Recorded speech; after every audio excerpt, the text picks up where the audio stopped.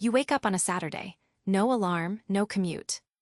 The whole day is yours, coffee, friends, nothing you have to do. It feels permanent.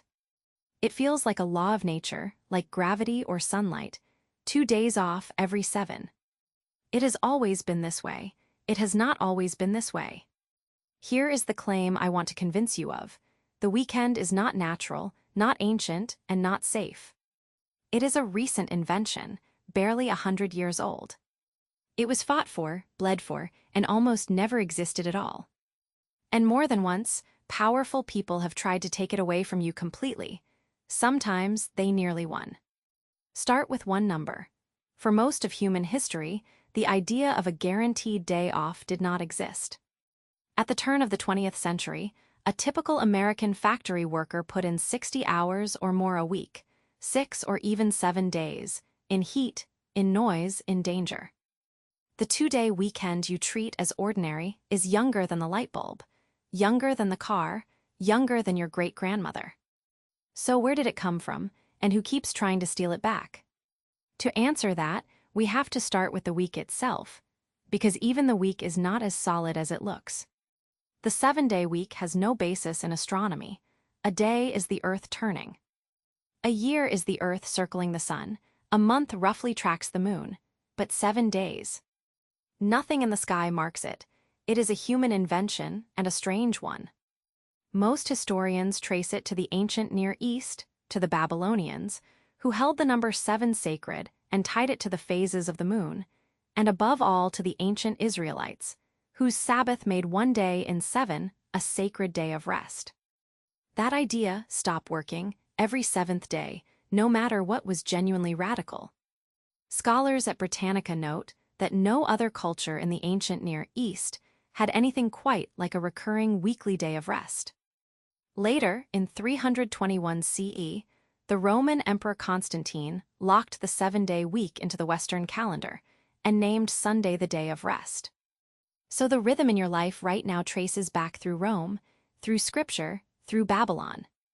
It was never about leisure, it was about the sacred. Which is exactly why, when people wanted to destroy rest, they attacked the week.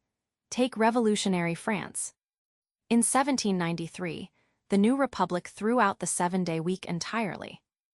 Their calendar divided each month into 3 decades, 10-day weeks. You worked 9 days and rested on the 10th, a day they called decadi. This was not an accident of math. As historians of the Republican calendar explain, the goal was to break the power of the Catholic Church by erasing Sunday, to make people lose track of the holy day altogether. The result, workers now waited 9 days between rests instead of 6. It was deeply unpopular, and it did not last. By 1806, France had crawled back to the ordinary week.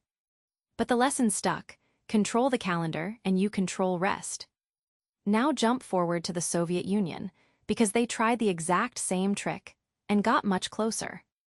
In 1929, under Stalin, the USSR introduced the Neporivka, the continuous work week. The logic was brutal and simple. Workers need rest, but machines do not, so they abolished the shared weekend. The 7-day week was replaced by a 5-day cycle, and every worker was assigned a color: yellow, orange, red, purple, green, marking their 1 day off. Each day, 80% of the country worked, while 20% rested. The last normal Sunday fell on September 29, 1929, and for the next 11 years, the Soviet Union had no common day off at all. And here is the part that broke people. A husband might rest on the purple day, his wife on the green day, their children on neither. Families stopped sharing time. As early as October 1929, the newspaper Pravda was printing letters from workers asking what the point of a day off even was if everyone they loved was still at work. By 1940, the Soviets finally gave up and restored the 7-day week, but the damage to people's sense of shared time had been done. 2 superpowers of their age, France and the USSR, both decided the weekend was an obstacle, and both tried to engineer it out of existence. So if the weekend is this fragile, this contested, how did we ever get a good one?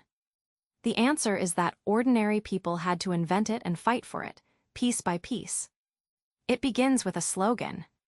In 1817, a Welsh factory owner named Robert Owen, unusual for a man who got rich off mills, looked at the brutal workday around him and proposed a radical division. 8 hours labor, 8 hours recreation, 8 hours rest. 8, 8, 8.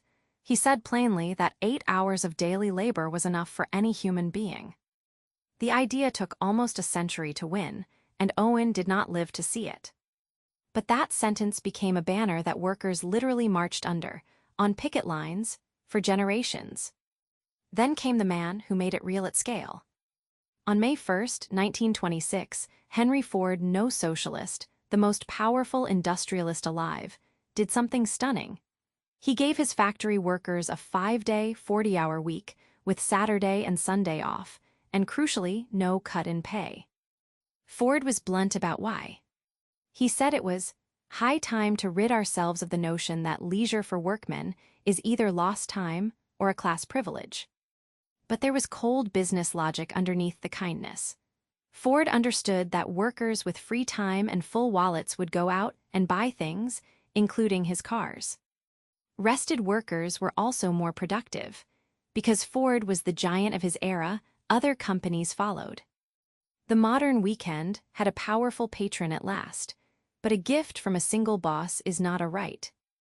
The right came in 1938, when the United States passed the Fair Labor Standards Act, the last great law of the New Deal.